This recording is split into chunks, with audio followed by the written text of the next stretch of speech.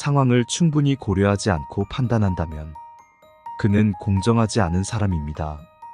그러나 찬반을 고려하고 타인에 대한 판단을 신중히 내리며 진리를 준수하는 현명한 사람은 공정한 사람으로 여겨집니다.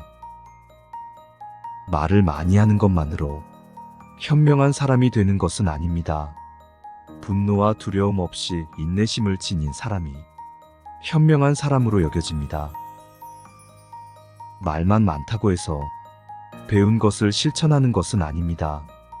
조금만 공부한 사람이라도 진리를 직접 체험한 사람은 그 가르침을 잊지 않은 진정한 가르침의 전달자입니다.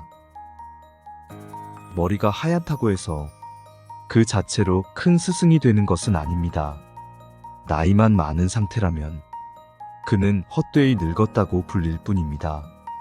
반면 진실성, 비폭력, 절제와 자제력이 있는 사람, 즉 현명하고 흠이 없는 현자를 큰 스승이라고 부릅니다. 훌륭한 말솜씨나 꽃 같은 아름다움을 갖고 있더라도 시기심이 많고 비열하며 속임수를 부리는 사람은 존경할 만한 사람이 아닙니다. 그러나 그런 행동들이 근본적으로 없어지고 제거되고 파괴되었을 때 그 흠없는 현자를 존경할 만한 사람이라고 합니다. 머리를 깎았다고 해서 신앙심이 없고 거짓말하는 사람이 수행자가 되는 것은 아닙니다. 욕망과 탐욕에 가득 찬 사람이 어떻게 수행자가 될 수 있겠습니까? 그러나 어떤 사람이 크고 작은 모든 악업을 버렸을 때 그 악업을 버림으로써 그는 참으로 수행자라고 불립니다. 다른 사람으로부터 거둔 음식을 먹는다고 해서 비구가 되는 것은 아닙니다. 어떤 오래된 가르침을 따르는 것만으로 비구가 되는 것은 아닙니다. 그러나 현재 여기에서 선과 악을 모두 버리고 지혜로운 원리에 따라 거룩한 삶을 사는 사람은 진정한 비구라고 불립니다. 어리석고 무지한 사람은 침묵한다고 해서 현자가 되지 못합니다. 반면에 저울에 달아 가치 있는 것을 선택하는 것처럼 악을 피하는 사람은 현자입니다. 그는 참으로 현자입니다. 선과 악 두 세계를 분별하는 사람은 그런 이유로 현자라고 불립니다. 다른 생명체를 해치는 사람은 고귀하지 않습니다. 모든 형태의 생명에 대해 폭력을 행사하지 않음으로써 고귀한 사람이라고 불립니다. 비구는 도덕과 종교적 관행만으로는, 위대한 학문이나 명상에서의 성취만으로는, 홀로 살아가는 것만으로는 보통 사람들이 알지 못하는 영적인 행복을 누리고 있다고 생각하는 것만으로는 내면의 번뇌가 없어지지 않는 한 마음의 평화를 얻지 못합니다. 길 중에서는 8가지 바른 길, 즉 팔정도가 최고이고 진리 중에서는 4가지 고귀한 진리, 즉 사성제가 최고입니다. 마음 상태 중에서 가장 좋은 것은 무욕이며 사람 중에서 가장 좋은 것은 앞이를 내다보는 사람입니다. 이것이 참으로 자신의 시야를 정화하는 길이며 다른 길은 없습니다. 이 길을 따르십시오. 이 길은 욕계의 주인 마라를 혼란스럽게 할 것입니다. 이 길을 따르면 고통을 끝낼 수 있습니다. 나는 괴로움의 제거를 스스로 깨달은 후에 그 길을 그대들에게 가르쳐 주었습니다. 노력하는 것은 그대의 일입니다. 부처님은 길을 알려주셨습니다.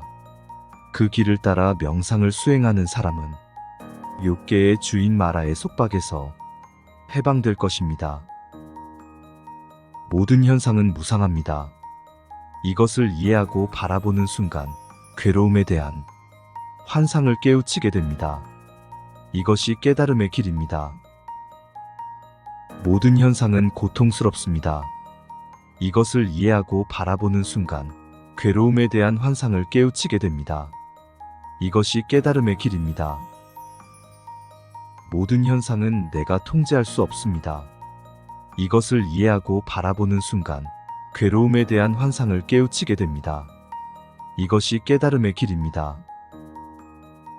노력해야 할 때 노력하지 않고 젊고 강한데도 결단력이 부족하고 게으름이 가득한 사람은 지혜의 길을 깨달을 수 없습니다. 말을 조심하고 마음을 절제하며 육체적으로 잘못을 저지르지 마십시오. 이 세 가지 행동을 완벽히 수행하여 현명한 사람들이 가르친 도를 성취하십시오. 명상에서 지혜가 솟아납니다. 명상이 부족하면 지혜를 잃게 됩니다. 이러한 발전과 쇠퇴의 두 가지 길을 인식하고 지혜를 키울 수 있도록 자신을 이끌어야 합니다. 나무 한 그루만이 아니라 숲을 베어내십시오. 욕망의 숲에서 위험이 생겨납니다. 비구들이여, 욕망의 숲과 갈망의 숲을 모두 베어내 해탈하십시오. 최소한의 욕망이 근절되지 않는 한 그는 마음에 속박되어 있습니다. 가을 연꽃을 손으로 꺾듯이 욕망을 뽑아내십시오. 세존께서 선포하신 열반인 평화의 길에 전념하십시오. 장마철에는 여기서 보내고 여름철에는 저기서 보내자. 이것은 어리석은 사람의 생각입니다. 그 사이에 무슨 일이 일어날 수 있을지는 생각하지 않습니다. 욕망으로 가득한 채 재산에만 전념한 사람은 죽음이 찾아와 그를 빼앗아갑니다.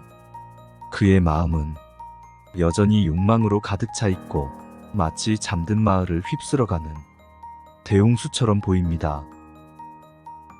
그때는 피난처가 될 아이들도 없고 아버지나 다른 친척도 없습니다. 죽음이라는 종결자에게 붙잡힌 그에게는 가족이라는 피난처가 없습니다. 이를 깨달은 현명한 사람은 도덕을 지키며 열반에 이르는 길을 빠르게 개척해야 합니다.